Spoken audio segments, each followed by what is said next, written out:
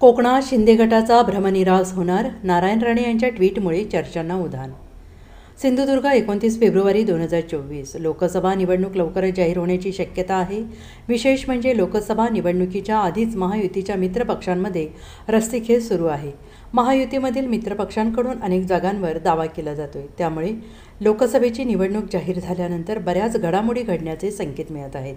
असं असताना आता केंद्रीय मंत्री नारायण राणे यांनी केलेल्या एका ट्विटची राजकीय वर्तुळात जोरदार चर्चा सुरू आहे. रत्नागिरी सिंधुदुर्ग ही जागा भाजपची असून भाजपच या जागेवर निवडणूक लढवणार आहे, असं ट्विट नारायण राणे यांनी केलेलं आहे. दुसरीकडे शिंदे गटाचे मंत्री उदय सामंत यांचे बंधू किरण सामंत यांनी देखील या मतदारसंघात लोकसभेची तयारी सुरू केली आहे. त्यांनी अनेक वेळा आपली लोकसभा निवडणूक लढवण्याची इच्छा असल्याचे जाहीरपणे बोलूनही दाखवलं आहे. त्यानंतर नारायण राणे यांनी नवं ट्विट केल्यामुळे चर्चांना उधाण आले.